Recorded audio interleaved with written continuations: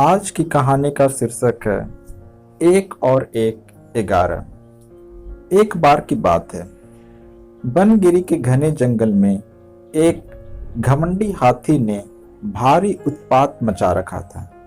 वह अपनी ताकत के नशे में चूर होने के कारण किसी को कुछ नहीं समझता था।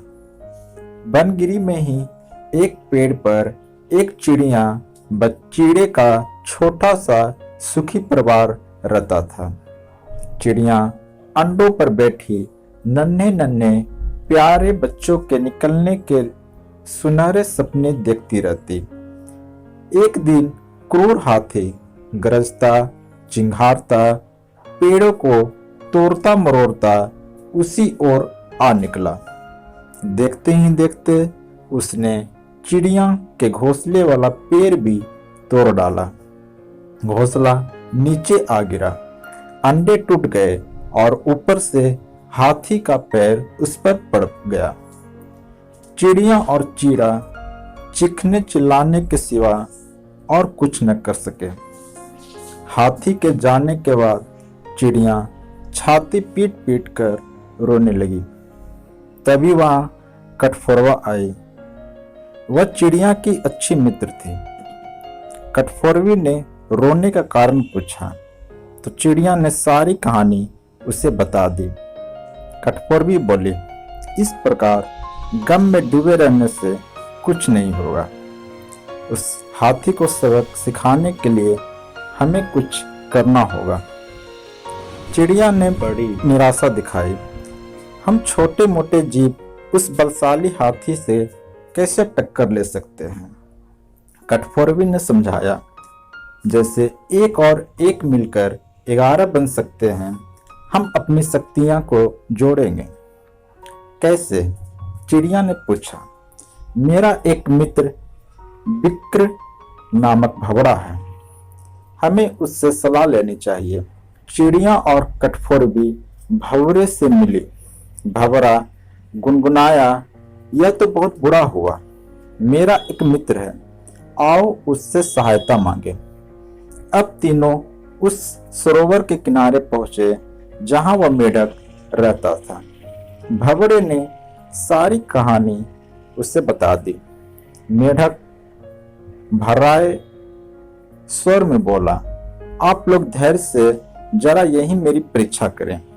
मैं गहरे पानी में बैठकर सोचता हूं। ऐसा कहकर मेढक जल में कूद गया। आधे घंटे बाद वह पानी से बाहर आया तो उसकी आंखें चमक रही थी।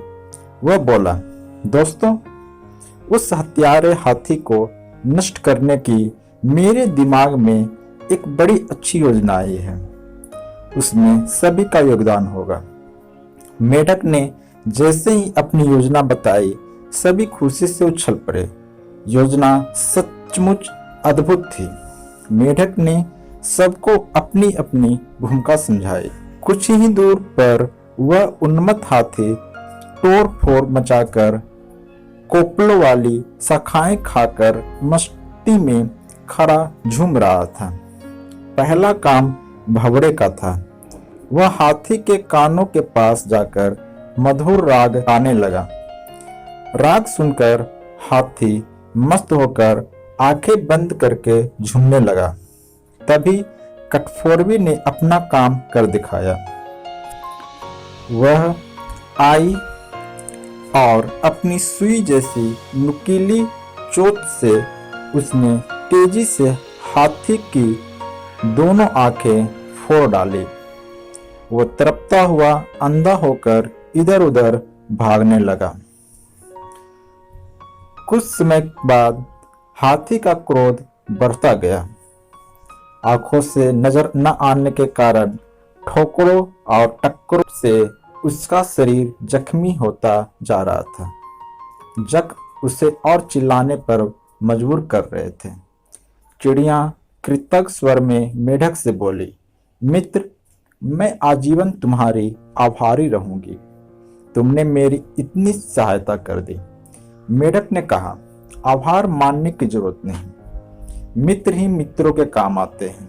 एक तो आंख में जलन और ऊपर से चिल्लाते चिंघाड़ते हाथी का गला सूख गया। उसे तेज प्यास लगने लगी। अब उसे एक ही चीज की तलाश थी, पानी। मेढक ने अपने बहुत से दोस्तों को इकट्ठा किया और उन्हें ले जाकर दूर बहुत बड़े गड्ढे के किनारे बैठकर टहराने के लिए कहा। सारे मेढक टहराने लगे। मेढक की टहराहट सुनकर हाथी के कान खड़े हो गए। वह जानता था कि मेढक जल स्रोत के निकट ही वास करते हैं। वह उसी दिशा में चल पड़ा। टहराहट और तेज होती जा रही थी। प्यासा हाथी और तेज भागने लगा। जैसे ही हाथी गड्ढे के निकट पहुंचा, मेढकों ने पूरा जोर लगाकर टहराना शुरू किया।